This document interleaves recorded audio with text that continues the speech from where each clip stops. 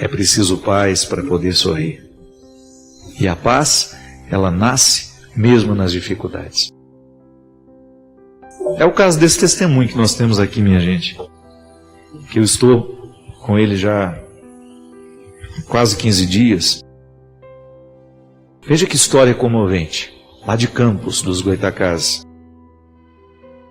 Padre Fábio, eu sou a mãe de Maria Luísa, esposa de Marcelo. Meu nome é Thaís. Aconteceu uma tragédia aos olhos humanos no dia 16 de janeiro, que comoveu toda a nossa cidade. Mas aos meus olhos, padre, eu recebi como uma grande dádiva. Tive a oportunidade de ser mãe de um anjo. Eu não podia ter filhos, e antes de fazer tratamento me entreguei inteiramente nas mãos de Deus e disse: se for para eu sofrer nas tentativas de engravidar um aborto, não me dê esta graça. Eu não suportaria a perda. Fiz tratamento, engravidei em apenas um mês de tratamento, apenas regulando meu ciclo menstrual. Foi a grande graça que recebi. Mas no íntimo, sempre soube que não seria fácil. Como também sentia que a minha filha seria diferente e que viria para a salvação de muitos. Mas isso me perturbava, padre, porque nesses momentos eu me confundia com a Virgem Maria e pensava: não vou dar vida ao menino Jesus. Mas sabia que eu daria à luz a uma grande mulher. Tive gravidez de risco, fiquei de repouso e essa criança foi banhada em oração. Seu nascimento foi em Itaperuna, no estado do Rio. E logo pequenininha, veio em meus braços pela estrada. E eu a comparava a todo momento com o menino Jesus, com muito medo de estar blasfemando. Bem, vivi um intenso dia de amor e preparação para entregar a minha filha ao Senhor. Eu achava que a minha educação a faria uma grande mulher de Deus. Estive na Canção Nova para entregar o umbigo da minha querida filha, que guardei durante 1 ano e 10 meses, até eu ir à Canção Nova. Eu queria enterrar o umbigo de Malu na presença dela, uma vez que ela era muito esperta e falava tudo. E entendia que iríamos enterrar o seu umbigo junto à imagem de Nossa Senhora na Canção Nova. Lá falamos, eu e ela: Maria Luísa é do Senhor. Depois eu disse: Senhor, eu te entrego a minha filha, ela não me pertence. Só não sabia, Padre Fábio, que no dia em que eu fui enterrar o umbigo da minha filha, agradecendo a Deus a graça de tê-la em nossa vida, que eu teria que enterrá-la de fato. Ao voltar para a nossa cidade e continuarmos as nossas férias, sofremos um acidente que resultou na morte de Malu e deixou meu marido em estado grave. E eu, embora dirigindo o carro tenha sido arremessado para fora, só tive ferimentos sobre a pele. Fui preservada em toda a minha saúde. Toda a nossa cidade, padre, amigos, somos muito conhecidos aqui, temos uma caminhada na igreja, somos professores. Todo mundo pensava que eu não suportaria receber a notícia de que minha filha estava morta. Eu, na verdade, sofri sim, muito. Mas fiquei lisonjeada, pois tive a certeza de que Deus me deu a graça de ser a mãe de um anjo. Não fui a mãe de Jesus, mas fui a mãe de um anjo que pude presentear ao Senhor como o meu maior bem, uma vez que só o Senhor havia me dado essa graça nesta vida. Meu marido está internado com a medula preservada, embora em estado delicado. Minha luta não acabou. Quanto à recuperação dele, confesso que tenho medo, mas também o entrego ao Senhor. Escrevo apenas para dizer que suas palavras, que os seus livros estão me acalentando todas as manhãs, antes de visitá-lo no hospital. onde não suportaria se não me alicerçasse nessas suas palestras. Uma multidão se reúne em oração pela recuperação da nossa família e estamos arrastando uma multidão, quando nem mesmo ainda acabou o nosso sofrimento. E agora recebi uma ligação de alguém me perguntando se eu não queria escrever essa história para o Senhor. Padre Fábio, conto com suas orações e faço questão de dar o testemunho da minha dor, na certeza de que não pertenço a esse mundo. Sagrado coração de Jesus, eu confio em vós. Thaís Almada. A Thaís mandou para nós aqui a foto da Maria Luísa. Se tiver como mostrar.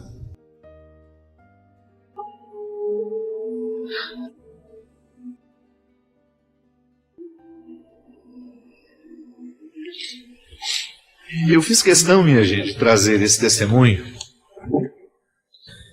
porque eu fiquei muito mexido com ele, sabe? Fico pensando que às vezes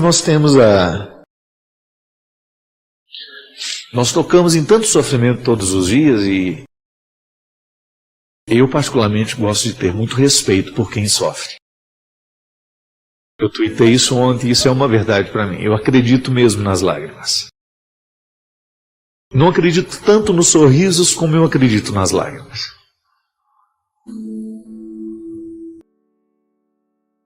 Esse testemunho, ele mexe comigo por um motivo muito simples. Ele é evangélico.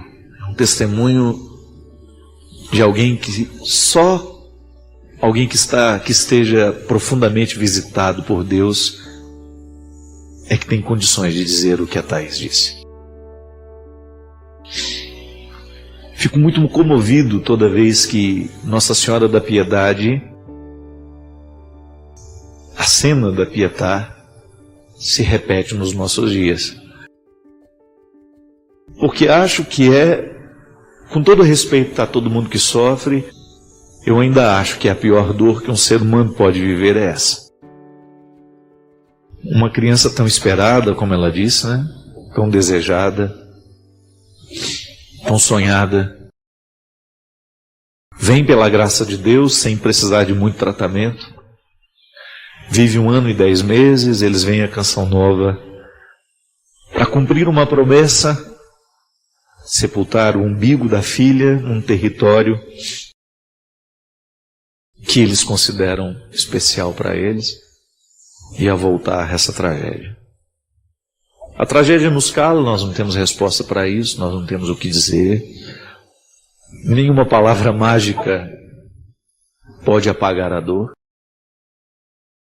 Mas a palavra da Thaís nos serve hoje como um testemunho de fé. E volto ao início da minha fala. Por que faço questão de dizer e de contá-lo?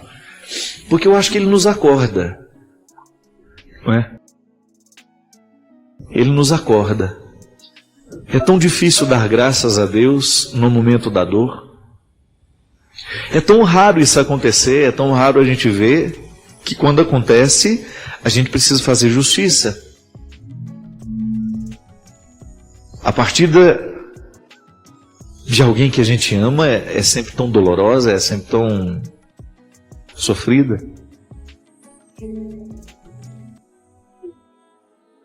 E o testemunho da Thaís, no momento que eu li, ele foi de conversão para mim.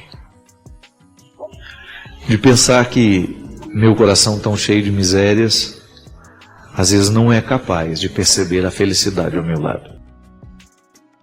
Meu coração tão cheio de imperfeições, não é capaz de ser grato. E que essa é a conversão mais urgente que eu preciso viver. Ser grato. Ser grato ao dia que eu tive, às pessoas que participaram dele. Ser grato à saúde que Deus me concedeu hoje. Ser grato à oportunidade de estar aqui com vocês. De alimentar os meus sonhos. De ter a oportunidade de receber esse testemunho, de saber que estamos unidos que a comunhão um dia foi estabelecida e que essa trama invisível da existência foi nos amarrando, que você está no coração de alguém que sofre mesmo sem você nunca ter estado com ela, que você ajuda a atribuir sentido aonde está o absurdo, e que isso nos identifica humanos, que esse é o principal aspecto da humanidade, quando nós somos capazes de estar juntos mesmo quando a geografia nos separa, porque existe uma palavra sendo comunicada, e que surpreendentemente Deus atravessa essas palavras imperfeitas, esses formatos tão imperfeitos, que os formatos humanos são sempre precários, são sempre imperfeitos. Esse cenário é imperfeito, a nossa técnica é imperfeita, a nossa palavra é imperfeita. Mas Deus não se limita diante de tudo isso. Ele passa por ela. Ele acontece através dela. E eu não poderia voltar, começar de outro jeito, de outra forma. Agradecendo a Deus pela vida da Thaís, pela capacidade que essa mulher tem de crer na ressurreição e de até mesmo nos assustar com um testemunho tão vivo, tão cheio de verdade. E para você, Thaís, e para todos os que nos assistem neste momento, na tentativa de encontrar um significado para a dor, eu me coloco mais uma vez disponível, em comunhão, desejoso de estar aqui sempre, fazendo do nosso programa uma oportunidade de encontro. Que a vida é assim. Um dia a gente chega, no outro a gente vai embora. O que nos diferencia é o que a gente faz entre o dia que chega e o que a gente vai embora. A grande questão da vida é essa, é o que a gente faz entre o dia que a gente chega e o dia que a gente vai embora.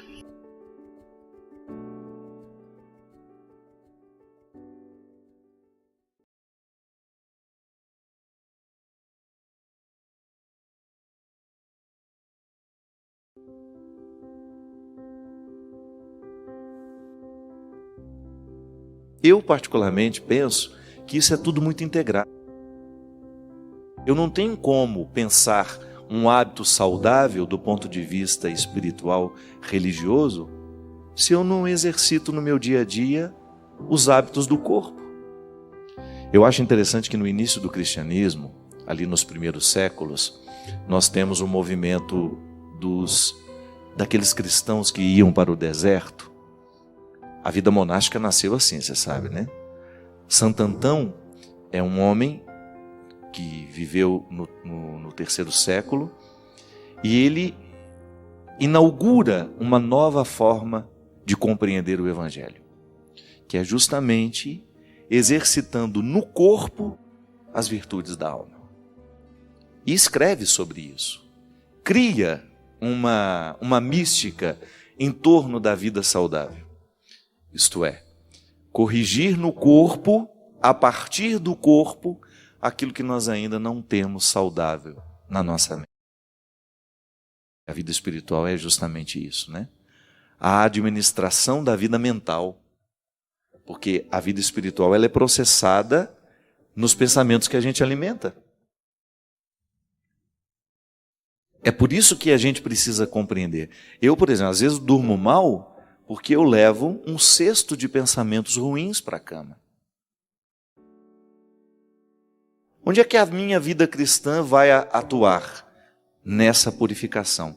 De julgar fora, de purificar os pensamentos que estão sendo cruéis comigo. Eu acho interessante porque Jesus, ele liberta as pessoas justamente de seus pensamentos opressivos. Faz com que essas pessoas tenham uma nova visão sobre si mesmas. Isso é fantástico. porque é transformador, é revolucionário. Eu experimento isso como evangelizador. No meu trabalho, eu vivo o tempo todo em torno da evangelização. Eu faço muitas coisas, mas todas elas estão ligadas ao meu trabalho evangelizador. Eu acredito na possibilidade de transformar as estruturas do mundo a partir das pessoas que eu encontro, porque eu estou em processo de transformação. Eu quero evoluir o tempo todo. Eu quero me tornar um ser humano melhor. E eu começo aqui, no pensamento que eu alimento. Por isso que eu dizia no início do programa que é muito perigoso eu alimentar a minha vida com hábitos ruins, sobretudo os que estão trazidos à minha mão através deste aparelho aqui. Eu clico aqui e estou tendo um mundo dentro do meu quarto, depende do lugar onde eu abro. E coisas boas estão chegando, coisas ruins também, e aqui eu vou fazendo essa triagem. O que eu levo para a minha vida?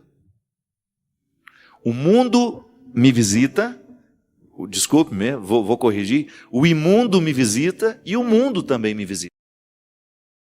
O mundo é aquilo que está em ordem, que está bonito, que está ordenado, que está harmonioso e que me motiva a viver assim também. Então, eu recebo uma palavra harmoniosa que naturalmente cai sobre as minhas desarmonias e me motiva a consertar as desarmonias que estão dentro de mim. Então é assim que o Evangelho vai provocando a mudança. Eu faço isso o tempo todo. Eu acredito na possibilidade que uma reflexão tem de destravar a nossa mente para a gente pensar melhor e naturalmente ir fazer escolhas melhores. A gente vai dormir melhor. A gente vai descansar um pouco mais. A gente vai viver de maneira mais saudável. Agora, se eu levo para a cama os meus rancores, as minhas mágoas, tudo aquilo que foi desagradável ao longo do meu dia, é bem provável que eu não consiga ter uma boa noite de sono. Então, as minhas escolhas, elas vão definir a qualidade da minha vida, do ponto de vista físico e também do ponto de vista espiritual. Gente, lembrando que nós vamos ter uma peregrinação para a Polônia, República Tcheca e Alemanha em outubro deste ano. Para mim, essa peregrinação e todas as outras que a gente faz são oportunidades maravilhosas que a gente tem de purificar um pouco o nosso coração e a nossa mente. Porque são 10, 12 dias de missa diária, de reflexão, de agradável convivência, e a gente faz de tudo para manter no grupo uma harmonia, uma alegria. E quem já peregrinou sabe como é especial a gente sair de casa, fazer uma malinha, ir para o outro lado do mundo e viver as transformações que Deus nos propõe com a própria experiência do deslocamento. E eu gostaria de convidar, em parceria com a Canção Nova e a Obra de Maria, nós vamos fazer o Santuário da Divina Misericórdia na Polônia, vamos também passar na República Tcheca, na Polônia a gente tem diversos lugares, boa parte da 80% da viagem é na Polônia, conhecendo os lugares mais importantes da vida de João Paulo II e tendo a oportunidade de conhecer um dos lugares mais bonitos que eu já vi na minha vida, que é a Polônia. E depois vamos terminar a nossa viagem na Alemanha, no Santuário de Nossa Senhora, 3 vezes admirável. Se você quiser, ligue aqui, pegue as informações, aproveite que o dólar está mais baixo agora, né? Para a gente ter a oportunidade, desse esse presente, desse essa oportunidade de viver 12 dias de profundo mergulho numa espiritualidade que possa ajudar a renovar a estrutura da sua mente. Às vezes uma retirada assim de casa nos ajuda muito a voltar para ela um pouco mais diferentes. Eu encontrei aqui uma pessoa que me mandou um testemunho até bastante grande, eu vou ler só um pedacinho dele. Boa noite, Padre Fábio. Primeiramente eu gostaria de parabenizá-lo pela vocação, pelas palavras de conforto que o senhor traz através dos programas. Tem uma trajetória de vida bastante sofrida, massacrada ao meu modo de ver, e também de arrependimento, já que estão presentes há quase 2 anos em minha vida. Com grande pesar, digo que cometi os maiores erros que uma mulher pode cometer. Vivi uma vida de promiscuidade, tive uma família muito ausente na minha vida, pais separados, carência de pai. Mas eu sei que nada justifica os erros que eu cometi. Mas é a partir de toda essa promiscuidade que a grande derrocada aconteceu. Eu me arrependi verdadeiramente de coração, enxergando cada erro e mudando de vida. Nesse tempo de arrependimento sofri muito, fui ao fundo do poço, tive as piores experiências que eu poderia ter com essa situação, não comia, não dormia, já passei 24 horas sem dormir, padre. E ao longo desse tempo dormia 1 ou 2 horas por noite. Eu me desgastei em tudo, como pessoa, na minha vida profissional, e foi nesse tempo que durante todo esse tempo, uma pessoa muito infeliz. Pedi perdão a Deus por todos os meus erros e pecados, e sinto que diante do que sou hoje, o Senhor me perdoou, mas eu não consigo me perdoar. Precisei sofrer muito para realmente mudar. Mudei a mentalidade, a postura, o modo de pensar, agir, mudei a minha vida e posso dizer que nasci de novo e me tornei uma pessoa nova. Porém, mesmo com todo o meu arrependimento e minha mudança, eu não consigo seguir em frente.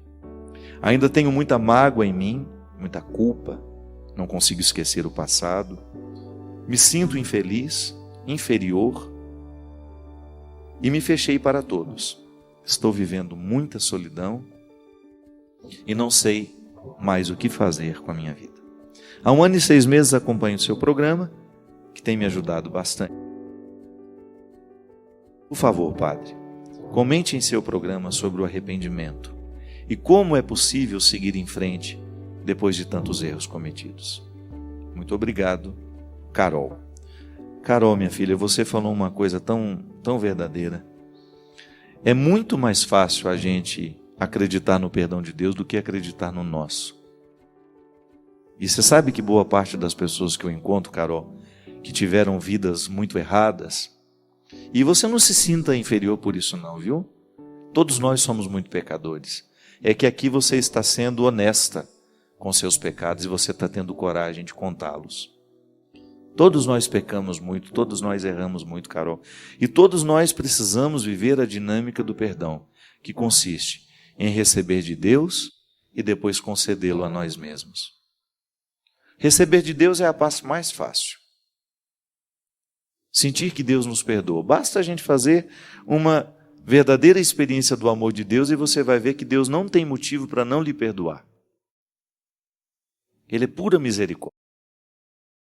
Se você ler os evangelhos, você vai ver que Jesus em nenhum momento tem problema com os pecadores. Ele tem problema com os moralistas, tem problema com os religiosos, com os ratos de sacristia.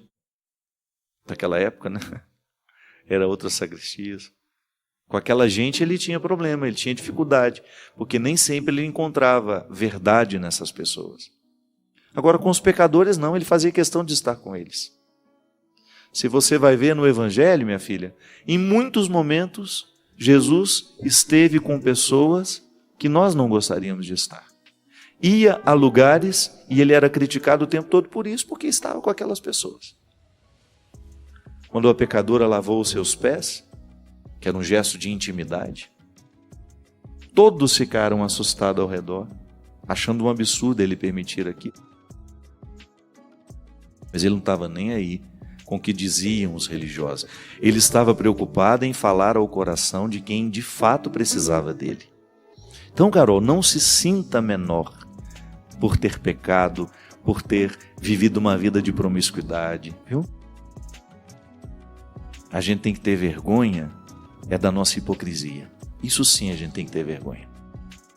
A gente tem que ter vergonha de não ter coragem de contar a nossa fragilidade e a nossa fraqueza. A gente tem que ter vergonha de enfiar a carapuça, esconder o nosso rosto para sair apontando os defeitos dos outros.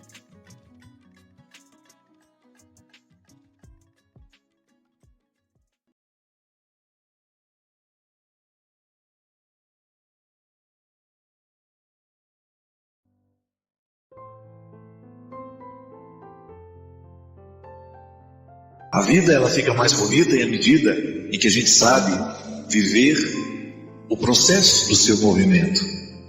A vida sempre tem um movimento. E é preciso muita sabedoria para que a gente possa entrar nesse movimento, porque felicidade é isso, é uma adequação entre a vida e o movimento do nosso coração. Movimento da vida, movimento do nosso coração. Você já observou que às vezes nem sempre a gente vai no mesmo movimento que a vida?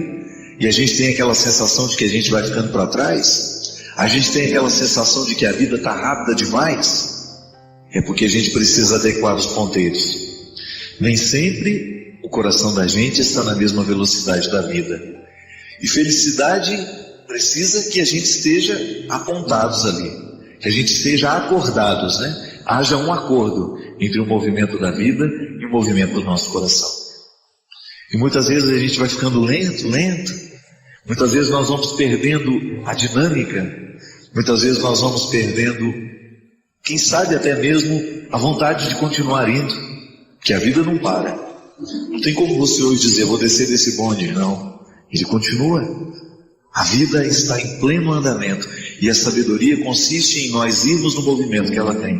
Por isso que a gente não pode ficar fingindo. A gente precisa ser muito honesto com a vida que a gente tem hoje. Muitas vezes nós queremos bancar os fortes no momento em que a gente está sendo frágil. Muitas vezes a gente está sendo frágil demais no momento que é para ser forte. Enfim, a vida se apresenta e a sabedoria consiste em descobrir como é que nós precisamos viver a vida hoje. Nós não podemos ser os mesmos sempre. E nem pode ser assim. Não existe ser humano que vai ser sempre igual. A vida tem variações. E nós vamos sofrendo com essas variações. E a sabedoria consiste em nós descobrirmos o jeito certo de ser naquele dia. Muitas vezes nós escolhemos o jeito errado de viver a vida que é certa. Muitas vezes nós nos escondemos, muitas vezes nós nos maquiamos, porque a gente não quer assumir a vida daquele dia. Você deve ter passado por essa experiência. Alguns dias que foram muito difíceis para você, que se você pudesse tomar uma pílula para assumir, você teria tomado. Só que aí está o grande desafio. Muitas vezes nós não suportamos a vida naquele momento, é porque a gente não descobriu o jeito certo de enfrentá-la. Não existe receita mágica. Não existe um livro que você possa ler e aprender. Porque para cada dia, para cada momento da vida, um jeito diferente de ser. É aquela velha história que eu já contei por aqui. Não tem um modelo único de paternidade. Não tem você como pai o direito de dizer, eu sou assim e não mudo. Sabe por quê? Porque hoje você, por exemplo, digamos que você se classifique como um pai durão. O seu filho precisa de um pai duro mesmo, de um pai que seja exigente. Mas você não pode se esquecer que haverá dias na vida do seu filho em que ele precisará de um pai misericordioso. E se você souber ser apenas um pai durão, seu filho será órfão naqueles dias em que ele precisará de misericórdia. Isso é a vida, é o movimento dela, é a gente descobrir o papel que a gente vai exercer na vida do outro e qual é o papel que naquele dia nos cabe, já que nós não temos o direito de interpretar todos os dias do mesmo jeito. Para cada dia um sofrimento, para cada dia uma alegria e para cada dia um jeito de ser gente. Eu não sei se você descobriu o seu jeito de ser gente hoje. Eu não sei se você descobriu qual era o jeito que você precisaria viver. Porque muitas vezes quando a gente não pensa, nós vamos vivendo do mesmo jeito sempre.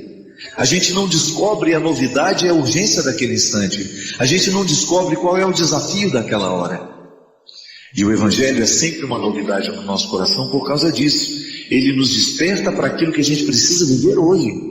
E Jesus já dizia, nós não temos que ficar ocupando o nosso coração e a nossa cabeça com preocupações que serão de amanhã. O dia de viver é hoje. E a sabedoria bíblica nos ensina que para cada dia debaixo dos céus, uma missão, uma tarefa a ser cumprida. Eu acredito que a gente vai ficando mais feliz à medida em que a gente descobre o jeito exato de ser gente. A medida certa. Hoje você foi mãe. Hoje você foi mãe dos seus filhos. Mas eu não sei se você descobriu a medida exata que o seu filho precisava de você hoje. Hoje você foi amigo de alguém. Hoje você foi professor. Você foi vendedor. Enfim, você foi estudante. Você fez muitas coisas no dia de hoje. Será que você se ocupou para descobrir qual era a medida exata que o seu dia precisava de você hoje? Porque às vezes você se desgasta demais lá no seu trabalho, coloca excessivamente o que você poderia ter colocado menos, de repente chega em casa, você não tem disposição de ser mãe, porque gastou demais onde não deveria ter gastado, gastou uma medida exagerada onde você poderia ter economizado. E muitas vezes nós vamos nos perdendo nesse movimento da vida, a gente não vai sabendo viver justamente por causa disso, a gente não sabe fazer a dosagem certa. É igual querer fazer um bolo e colocar uma dose exagerada de açúcar. Quem vai querer comer desse bolo? O bolo, para ele ficar bom, a gente precisa colocar a quantia exata de cada ingrediente. A vida é a mesma coisa. Hoje você também fez um bolo imaginário. Hoje a sua vida foi como se fosse uma sobremesa que você preparou, um prato. Você que escolheu os ingredientes que você foi colocando. E a quantidade é você que escolheu. Às vezes a gente exagera no tanto que a gente foi bravo com os filhos, não é verdade? Às vezes a gente exagera no tanto que a gente foi bonzinho, enfim. A gente descuida das receitas. E aí muita coisa dentro da casa da gente vai ficando estranha, vai ficando esquisito, porque a gente não sabe dosar. E a gente precisa ter esse trabalho, sabe por quê? Porque ser gente dá trabalho mesmo, não é fácil não. Ou a gente se ocupa das medidas que nós vamos colocando na vida, ou daqui a pouco a gente já não sabe mais como é que a gente está vivendo. E quando as coisas começam a dar errado, a gente não sabe nem por onde começar a consertar. Por isso que a sabedoria do Evangelho, ao nos fazer ocupar de cada dia com a sua medida, com o seu jeito, com sua urgência, nos coloca nessa perspectiva. E é sempre tempo de aprender. Sempre tempo de colocar os olhos nas nossas ações, de refletir o que a gente faz, de pensar como é que nós estamos levando a nossa vida, e de responder a essa pergunta tão difícil que às vezes nos é feita. O que você está fazendo na sua vida? Qual é a medida que você tem colocado? O que você tem caprichado na sua vida? O que você tem colocado como ingrediente que é primordial, que é importantíssimo, que sem ele você não sabe ser você? E aí a gente começa a descobrir onde é que a gente precisa se converter, onde é que nós estamos exagerando e onde é que nós estamos faltando. Porque se a gente exagerou em algum lugar, você pode ter certeza, você vai faltar em uma outra realidade. Quem exagera demais no trabalho geralmente falta dentro de casa. Quem exagera demais dentro de casa falta no trabalho. É equilíbrio. Uma receita só pode ser saborosa à medida em que a gente equilibre. Volto a dizer, o sacrifício, ele só tem sentido quando ele nos sinaliza de que ele é um caminho que nos faz chegar à vontade de Deus, ao desejo de Deus para nós. E descobrir essa vontade de Deus na nossa vida é preciso investigação, né? É preciso descobrir quem eu sou, quais são as minhas aptidões, aonde é que a minha alma se sente confortável. Deus fala através da minha consciência. A minha consciência me indica o que é certo e o que é errado. E quanto menos pecado eu tiver, maior será a minha capacidade de compreender o certo e o errado. Quanto mais honesto eu for, maior será a capacidade que a minha consciência vai ter de me colocar a palavra de Deus ou a verdade de Deus para a minha vida. A palavra de Deus, no momento em que eu vivi aquela experiência tão fecunda em Jerusalém, era essa: não pare de lutar. Não entorpeça a sua consciência. Não seja um homem relapso, não seja um padre relativo, né? Não relativize o que eu quero para você. Coloque o seu coração no lugar certo. Empenhe-se no projeto que realmente vai fazer frutos para a sua missão. Você já imaginou se eu estivesse me obrigando a ser padre? Que desconforto horroroso que eu iria viver, né? Não.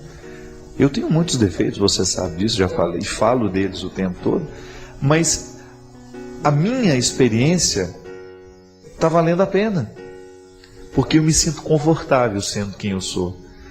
E os desconfortos que eu identifico nunca estão diretamente ligadas ao essencial daquilo que eu sou, não. Eu não conflituo mais o fato de ser padre, de fazer o que eu faço, mas eu ainda me conflituo de fazer como faço. Mas pode ser que existam algumas pessoas que estejam num nível de conflito ainda mais profundo. Não estão conflituando como fazem, mas o que fazem. O que escolheram para si. E é aí que nós precisamos agir. Porque o nosso lugar no mundo é Ele. É em busca dele. É para isso que nós vivemos. Encontrar o nosso lugar no mundo. Porque o lugar do mundo que deve ser nosso é aquele que nos coloca ao redor das pessoas que nos dão sentido. O lugar do mundo que nos pertence e que realmente Deus nos projetou para estarmos lá, às vezes nós precisamos passar uma vida inteira procurando, né?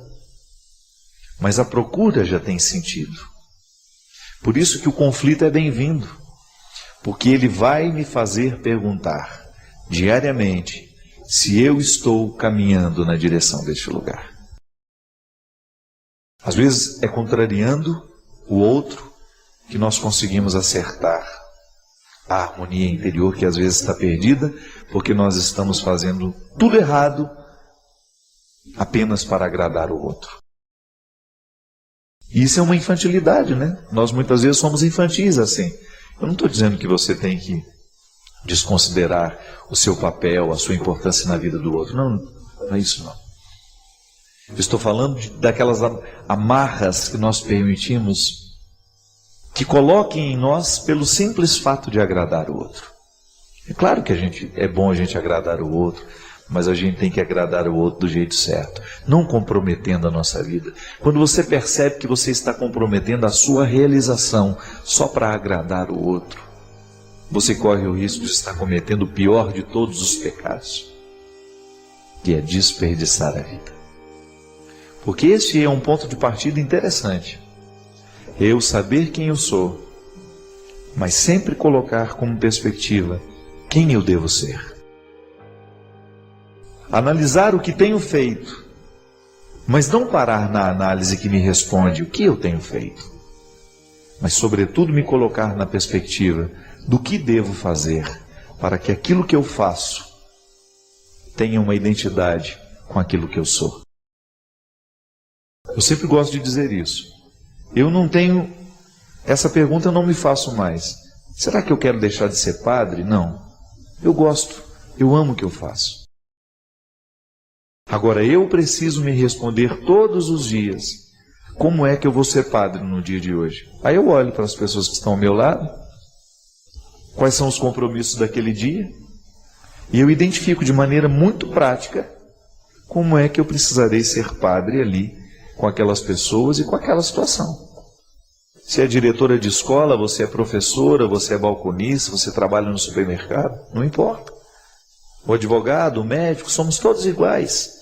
Porque todos os dias, do homem mais importante ao mais simples, das atribuições mais poderosas às mais simples, do homem mais rico ao mais pobre, dos mais bonitos aos mais feios, dos mais inteligentes dos menos capacitados, dos mais estudados, dos mais iletrados, todo mundo vai ter que descobrir isso.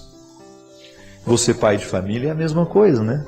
Acorda amanhã de manhã, vai olhar para sua esposa, que está ao seu lado, ou não, está viajando, está ali, foi na casa da mãe, vai olhar para os filhos que você trouxe ao mundo, vai olhar para os seus amigos de trabalho, vai olhar para os seus companheiros que você vai encontrar no final do dia para jogar um futebol, e ali você vai ter que se perguntar como eu devo ser, como você deve ser com eles.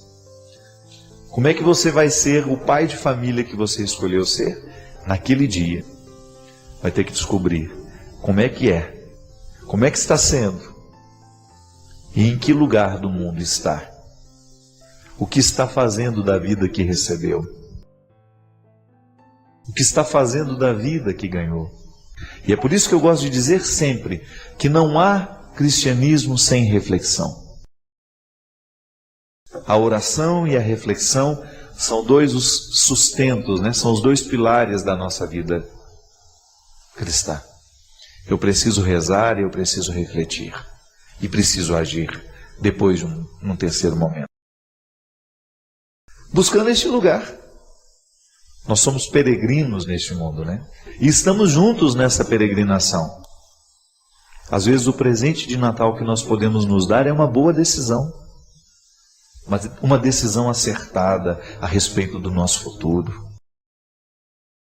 Quem sabe o presente de Natal que você esteja precisando se dar seja esse: mudar os rumos da sua vida, fazer escolhas mais saudáveis, não desperdiçar a sua vida com aquilo que é nocivo, com aquilo que não lhe faz bem,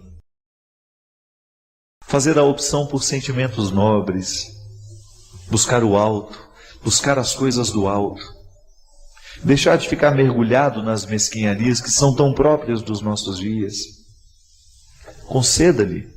Conceda-se este presente de Natal. Conceda-se esta oportunidade de final de ano, de você dar um novo rumo à sua vida. Ainda que isso possa contrariar algumas pessoas,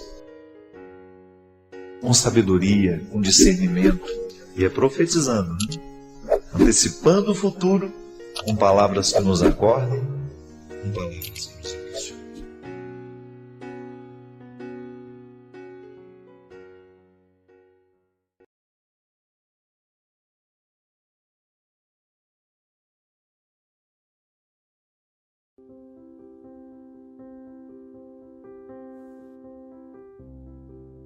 Eu acredito que para todos nós que vivemos a dinâmica do Evangelho, para nós que resolvemos pautar a nossa vida na perspectiva do Evangelho, é sempre tempo de luto. Porque esta é a principal ação de Deus em nós. É nos encorajar para a gente dar conta da vida, é nos encorajar para que a gente não se entregue nos momentos das dificuldades, dos problemas, das lutas. E é por isso que todo cristão é sempre um batalhador. É a união dessas duas forças, minha gente. A graça divina com o esforço humano, me capacitando diariamente para que eu tenha coragem de dar conta da minha vida. No primeiro momento, em ter coragem até mesmo de descobrir onde é que eu preciso mudar, o que é que eu preciso fazer para que esta minha vida seja satisfatória.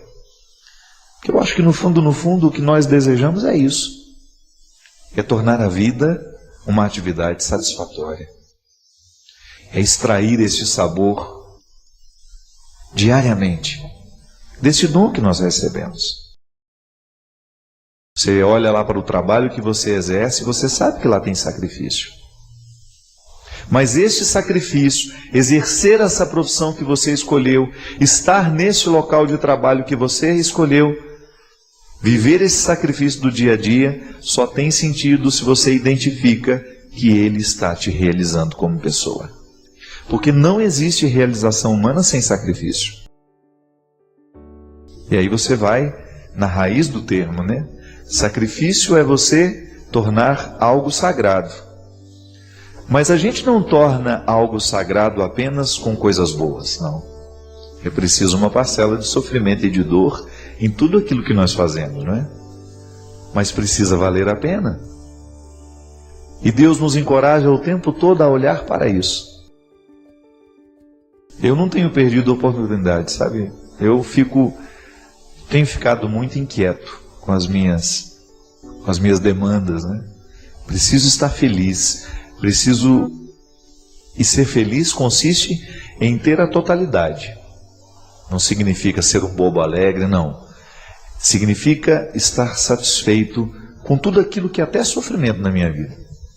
Porque o único sofrimento, o único sacrifício que realmente Deus quer para nós é aquele que nos coloca no caminho certo. Mas a gente erra, padre, erra. Mas eu acho que o nosso empenho é caminhar para errar menos. Para a gente ter condições de acertar um pouco mais naquilo que nós estamos escolhendo. Quando você sente que existe uma situação nebulosa, oh meu Deus, em qual caminho eu agora devo me colocar? Qual é a perspectiva que eu agora devo trazer para a minha vida? É a hora da oração, do aconselhamento, da direção espiritual, né? Da partilha, com aquelas pessoas que nos amam de verdade, com os amigos que realmente conhecem o nosso coração. E a partir desta análise que fazemos juntos, a gente vai descobrindo qual é o propósito de Deus para nós. Porque às vezes, minha gente, nós corremos o risco de desperdiçar o nosso sangue, de desperdiçar a nossa energia nos lugares errados, nas situações erradas. Quanta infelicidade vem sobre nós quando nós estamos nos lugares errados, fazendo o que é errado. Muitas pessoas se perdem, muitas pessoas morrem assim, é lamentável, né? Porque falta coragem de se colocar para a batalha que precisamos vencer. E sem luta, minha gente, sem oração, sem reflexão, a gente não chega a essas respostas. Nós somos muito complexos. A experiência humana nos mostra isso, né? O ser humano é muito complexo. Nós somos depósito de sonhos, de ansiedades, de desejos, de possibilidades, de limites. Você é um conjunto de mistério, né? Mas você precisa viver essa vocação diária de ir investigando esses mistérios para que pelo menos um pouco deles você possa desvendar e a partir daquilo que se desvenda ter condições de descobrir o seu lugar no mundo. O que vamos fazer do dia de amanhã? É uma boa pergunta. Posso olhar para o dia de hoje, identificar o que fiz de errado hoje e quem sabe me propor uma manhã um pouco mais interessante do que foi o dia de hoje. É isso, minha gente, que traz o elan vital. O que é o elan vital? É essa amarra invisível que dá sentido àquilo que a gente faz, que traz alegria aos nossos olhos, que traz esperança ao nosso coração, que injeta sangue corajoso nas nossas veias, para que a gente nunca pare de lutar. Porque se o sacrifício ele nos infelicita somente se ele não traz aquela satisfação de você estar no caminho certo, então ele é um sinalizador de que alguma coisa precisa mudar. Porque você não tem o direito de comprometer a sua existência, porque ela é um dom. Ela lhe foi dada por Deus e você é apenas um administrador de tudo isso. E é responsabilidade sua colocar as escolhas nos lugares certos para que esta existência seja brilhante no mundo. É por isso que a vida bem vivida, ela é sempre frutuosa. Porque ela desperta nos outros como se fosse uma corrente do bem, né, acontecendo. Porque a pessoa que está satisfeita com a vida que está levando, ela é naturalmente generosa, ela é naturalmente solidária, ela se partilha, ela se dá, né? Ela se entrega. E o outro acaba contagiado por essa vida que está sendo satisfatória. Assim como fala o Evangelho, da luz que é acesa e é colocada sobre a mesa para que possa servir para iluminar a vida dos outros também. E aí nós entendemos que a vela acesa em cima, sobre a mesa, ela facilita o caminho de quem passa por nós. Se eu me disponho a ser um homem realizado, e se me interpreto como uma vela acesa sobre a mesa do mundo, sobre este altar que é o mundo, eu vou facilitar a passagem daqueles que passarem por mim. Serei luz no caminho deles. Mas este sinalizador, minha gente, precisa estar presente o tempo todo, da mesma maneira como um cais é sinalizado de maneira iluminada para que os navios o encontrem. Da mesma maneira, quando nós precisamos pousar de madrugada num aeroporto, você vê de longe as luzinhas da pista, sinalizando de que ali existe um porto seguro para você chegar. E essa é a luta do dia a dia. Eu hoje estou vivo e hoje preciso arrancar deste estar vivo o sabor que me capacita para ter cada vez mais disposição para viver e fazer viver o que está ao meu redor. Porque é sempre assim, né? A gente nunca vive sozinho. Onde existe uma pessoa feliz, ali você pode ter certeza que ela vai fazer de tudo para provocar felicidade nos outros, até naturalmente. Ela vai despertar esse desejo de ser feliz no movimento natural. Apenas sendo ela satisfeita com ela mesma, com a vida que está vivendo, ela vai provocar isso nos outros. O contrário também é verdade, né? Quando você tem uma pessoa insatisfeita consigo mesma, ela acaba provocando insatisfações. Ela acaba sendo um obstáculo para muitas outras pessoas. E é por isso que eu digo que nós precisamos ser muito honestos, né? Com a vida que nós estamos vivendo e com aquilo que nós estamos provocando no outro, no momento em que vivemos ao lado dele. Eu gosto de ensinar isso teologicamente, né? Estamos sempre auxiliados pela graça. A graça de Deus, que também podemos chamar o amor de Deus, a bondade de Deus, são termos distintos para dizer uma mesma coisa, porque tudo isso é graça. O amor de Deus na nossa vida é fruto da graça, é gratuito, é generoso. A graça sempre se antecipa. Mas se eu me apago, se eu não promovo a minha realização no dia a dia, que é, volto a dizer, o que é a realização humana? É o acolhimento do dom divino, é o acolhimento da graça divina na nossa vida. E na união desse acolhimento, que se desdobra em atividades, em atitudes de escolhas, de dizer sim, de dizer não, é assim que nós fazemos a existência ser frutuosa, dizendo sim e não na hora certa. Santo Agostinho dizia, de maneira muito sábia, que até mesmo o amor com que a gente ama nos foi dado por Deus. Eu só posso amar porque Ele me amou primeiro. Só posso ser bom porque Ele foi bom comigo primeiro. Só posso ter coragem porque Ele já depositou a coragem em mim. O meu esforço, que é todo o meu empenho do meu dia a dia, da minha vida cristã, porque não existe vida cristã sem essa outra dimensão humana, não é? Que é o esforço, que é a garra, a dinâmica que eu coloco, as atitudes que favorecem o agir desta graça em mim.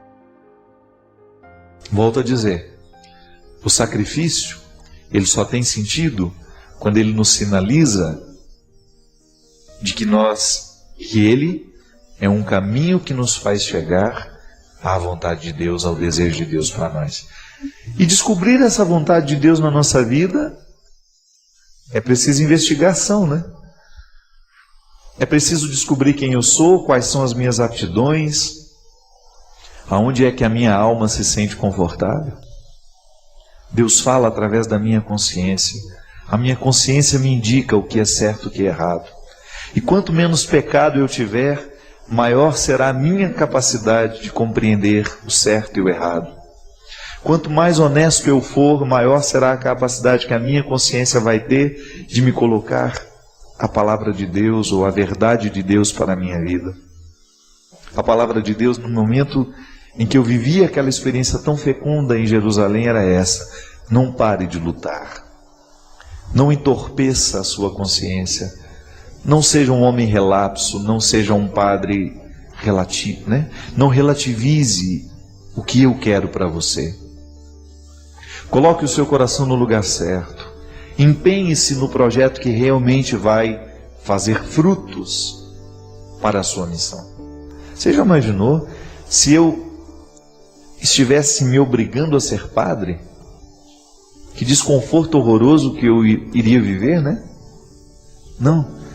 Eu tenho muitos defeitos, você sabe disso, já falei, falo deles o tempo todo, mas a minha experiência está valendo a pena, porque eu me sinto confortável sendo quem eu sou.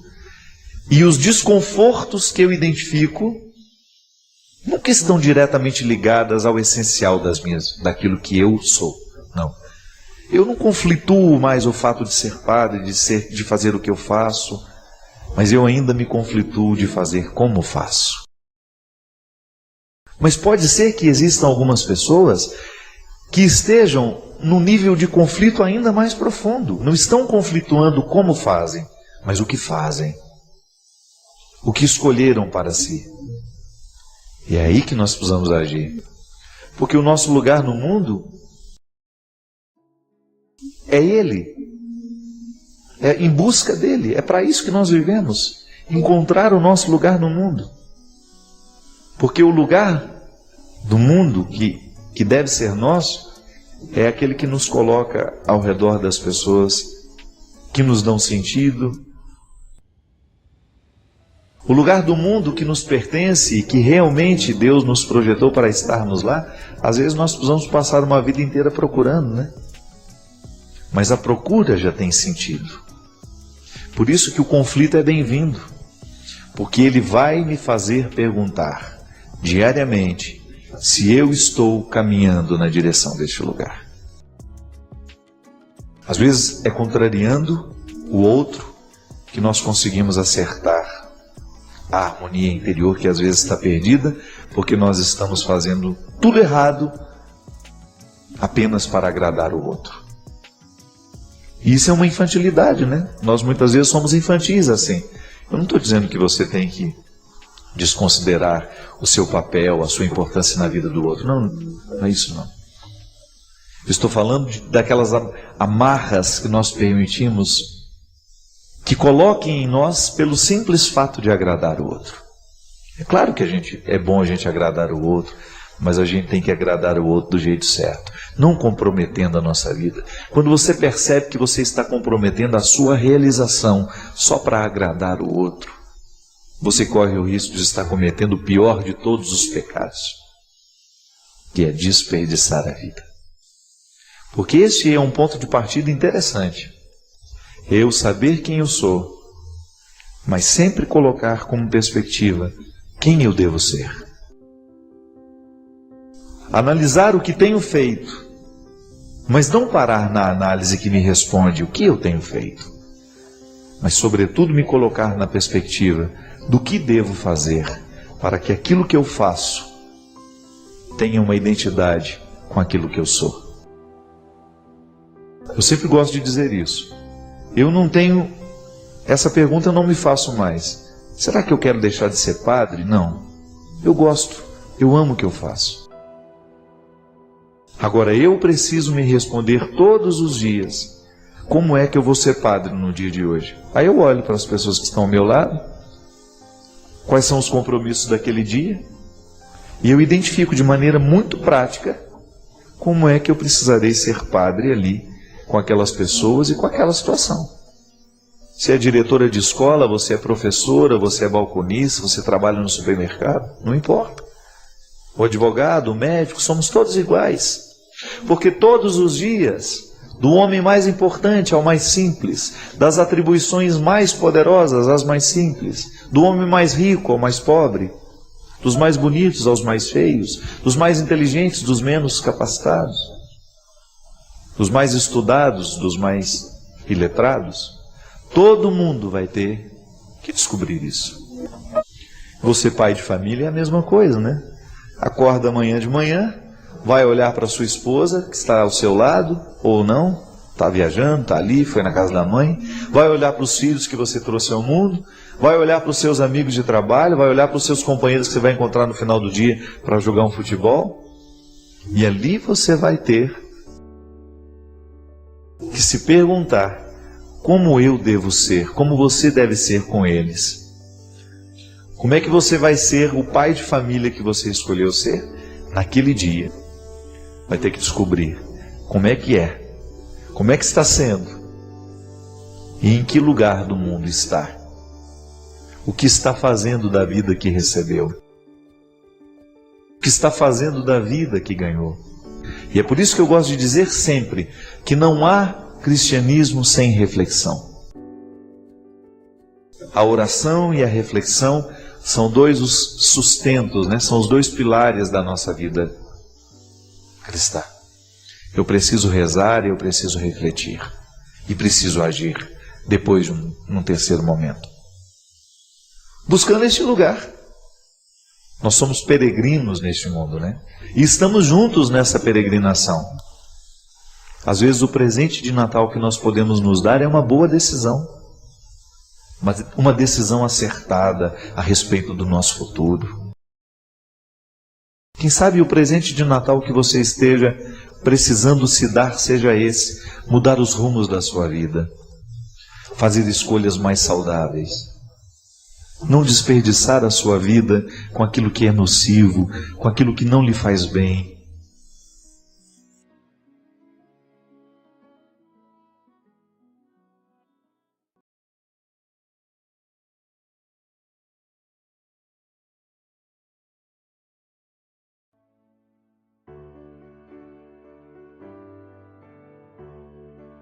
Lá em Gravatá, uma senhora foi particularmente me encontrar, a dona Musa Maritana de Holanda Lins. E ela me entregou uma cartinha, uma letra bonita até, e falou assim: o senhor me promete que vai ler essa carta? Eu falei: oh, mas é claro, dona Musa, eu vou ler sim. Mas não disse para ela que ia ler em público, eu acho que ela nem queria que eu lesse em público, né? Mas eu vou fazer questão de ler, porque a carta me tocou muito e tem um testemunho que eu acho que vai ser bastante edificante para todos nós. Não é sempre que nós nos deparamos com uma vida contada, né? Com um relato de vida vivida, que também é evangelho. Às vezes, minha gente, eu escuto algumas histórias vividas, tendo a fé como uma base, né? Tendo a fé como mística, que depois que a pessoa termina, a gente tem vontade de falar a palavra da salvação. Porque aquele relato é bíblico. Aquele relato é evangelho.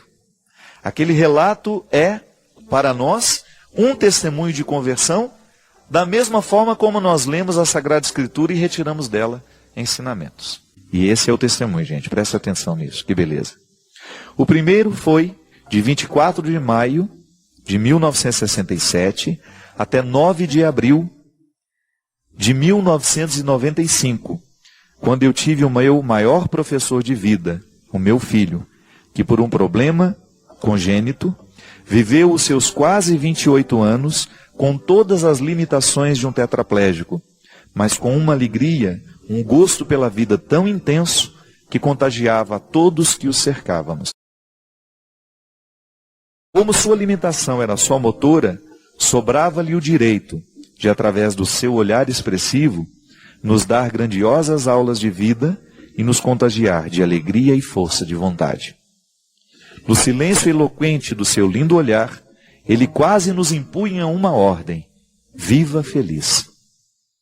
E todas as vezes que decido ser feliz, Padre, ressuscito o meu jugo. Sempre senti isso, mas não sabia dizer. Aprendi com o Senhor. O meu segundo período de grande aprendizagem, surgiu em 2009, quando conheci o Senhor. De lá para cá, tenho vivido grandes momentos. Estou até menos tímida, mais falante. Hoje estou bem mais consciente das minhas verdades. Posso dizer que estou vivendo uma fase áurea. Através dos seus livros, de suas palestras, de suas músicas, do programa Direção Espiritual, de tudo que vem do Senhor, a gente torna a vida bem mais interessante. Existe em sua palavra, Padre, um encanto, uma poesia que nos abraça, nos envolve e nos conecta com o bem. Obrigada, Padre Fábio. O Senhor é um ser iluminado. Com respeito, carinho e grande emoção, Musa. Ô, dona Musa, quem me emocionou foi a senhora. Muito obrigado. Quero dizer para a senhora que foi uma honra. Quem me dera eu tivesse lido essa carta antes de lhe receber. Teria sido diferente, né? Nós teríamos tido uma boa e prazerosa conversa, com certeza. Mas quero aproveitar desse espaço que também é da senhora, já que a senhora me assiste, e já que a senhora considera ter sido importante na sua vida, tão rica de ensinamentos, já que a senhora considera este programa também importante para a senhora, quero aproveitar deste espaço para dizer que estou muito honrado de saber que faço parte dessa história de vida tão bonita que a senhora já viveu até o dia de hoje. Agradeço a Deus por a senhora ter tido esse filho durante 28 anos, o Juca, e a senhora continuar, mesmo já tendo perdido, a senhora continuar ressuscitando-o no dia a dia. Isso é muito sábio, dona Musa. A gente ter a oportunidade de trazer o outro de volta, não com as nossas lamúrias, não com as nossas revoltas, mas nós trazermos de volta o outro com a nossa alegria, com a nossa disposição de viver. Eu acredito mesmo nisso, dona Musa. Já vi muitas mães que perderam os filhos, encontrar o sentido da vida fazendo alguma coisa por eles. Da mesma forma como muitas pessoas reencontram o sentido da vida quando ganham uma pessoa, né? Mas também é possível reencontrar o sentido da vida quando se perde. É lamentável, é doloroso, é sofrido, mas o aprendizado é muito frutuoso. E a senhora, ao nos partilhar isso, a senhora nos ensina mais uma vez que isso não é uma conversa, que isso é uma verdade. A verdade da senhora nos ajuda a criar espaço na nossa verdade pessoal, este ensinamento para que a gente também, no momento em que a gente precisar viver isso, a gente tenha disposição. Para isso serve o testemunho do outro.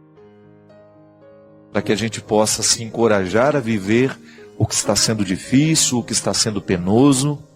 Porque a gente sabe que alguém um dia viveu e experimentou isso e venceu. Da mesma forma também como Dona Musa, como a Dona Yara, lá de Cianorte. Uma senhora que peregrinou comigo já 2 vezes, animada, feliz, engraçada. E eu vendo aquela alegria toda da Dona Yara, pode ser que ela já tenha me contado algum dia, mas eu não me lembrava mais. Ela sempre muito feliz lá na peregrinação. Num momento em que ela estava a sós comigo, ela me disse que ela também havia perdido um filho e que o programa Direção Espiritual a ajudou muito tempo depois de viver aquela perda de maneira sem fruto, infértil, reclamando, lamuriando, brigada com Deus. Ela pôde se reconciliar com Deus assim também. Eu vou viver feliz pelo meu filho. Eu vou fazer por ele o que ele não teve tempo de fazer. Isso é uma atitude muito sábia de quem é. Então, Dona Musa, eu agradeço muito, porque a senhora não só me emocionou, mas me tocou profundamente para reforçar dentro de mim essa convicção. E a senhora pode ter certeza que mesmo a senhora estando tão longe, aí, morando na praia de Boa Viagem, né, aí no Recife, a senhora pode saber, pode ter certeza que nunca mais a gente se esquece desse testemunho. Eu acho que é isso que faz com que a palavra de Deus continue. É isso que faz com que o cristianismo não pare. São os testemunhos. São aquelas pessoas que foram tocadas pelo amor de Deus, pela força de Jesus, e descobriram no momento da dor, da dificuldade, que ela funciona. Que essa palavra de Deus, quando aplicada, quando vivenciada e experimentada, ela produz muitos frutos dentro de nós. Obrigado pelo testemunho da senhora. Feliz aniversário. Se Deus quiser, vamos ter a oportunidade de nos encontrar mais vezes. Achei interessante uma senhora aqui, ela perguntou o seguinte: Padre, quando uma pessoa é batizada com um nome e é registrada com outro, no final, como é que fica no livro da vida? Depende do registro que Deus vai ler, né, Maurício? Se ele vai ler o registro civil ou o registro religioso. Minha filha, o que fica registrado no livro da vida é o que a gente viveu. O nosso nome tem importância para nós, né? Deus nos chama pelo nome, mas é muito mais do que o meu nome Fábio.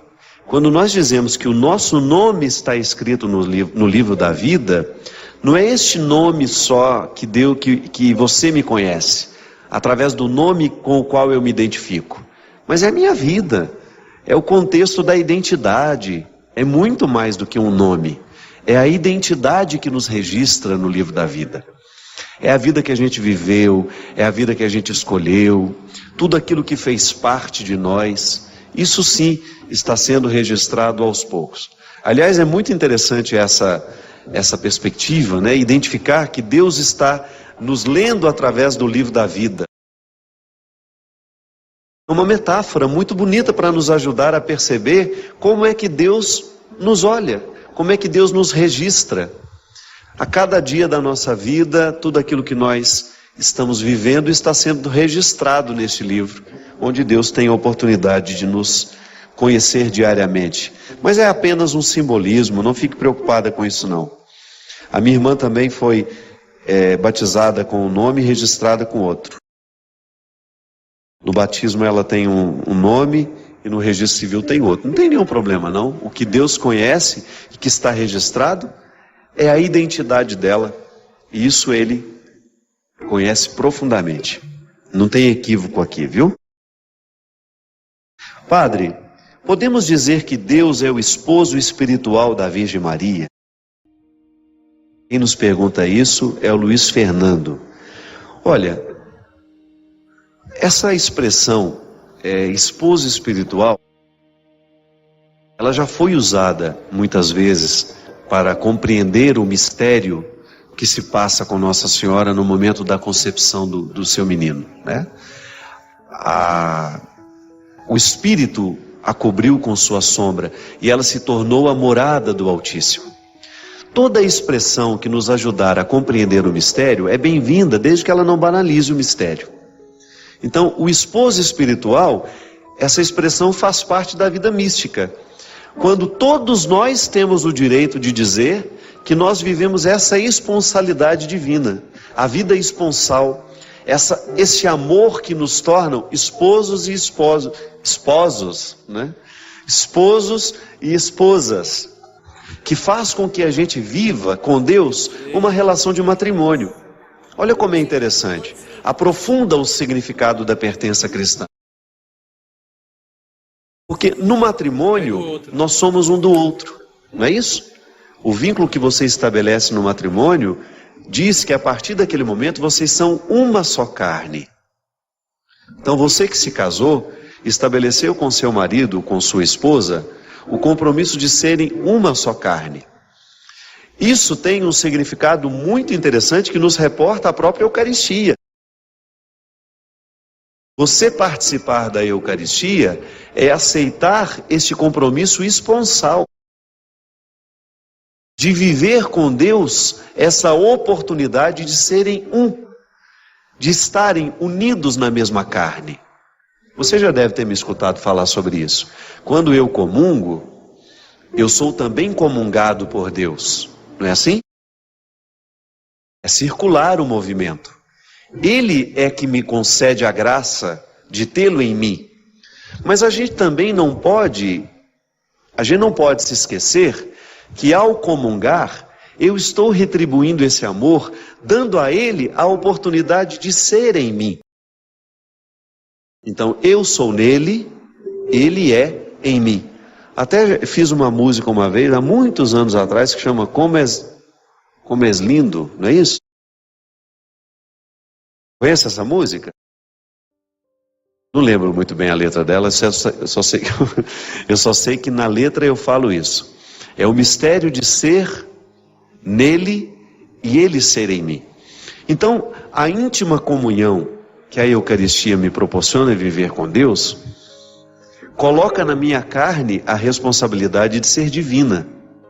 A minha carne torna-se divina, porque ela habita o divino. Essa é uma relação esponsal. Então, nós podemos usar essas expressões para poder identificar a profunda comunhão que existiu entre Maria, que existe, né? Porque isso não termina, ela faz parte do mistério da encarnação. O mistério da encarnação, ele continua entre nós. É um mistério que não pode ter fim, ele não pode ser abarcado, ele não pode ser finalizado. Muito embora o Verbo, ao se tornar carne e morrer na cruz, ali nós temos a finalização desta presença no mundo de maneira humana, como Jesus foi. Agora o ressuscitado permanece na história. Então veja bem, o mistério da encarnação se desdobra agora no mistério da ressurreição. É uma continuidade. Isso nunca vai ter fim. Por quê? Porque esse mistério me envolve no momento em que eu recebo Cristo em mim. Seja através da sua palavra, ou seja através da Eucaristia.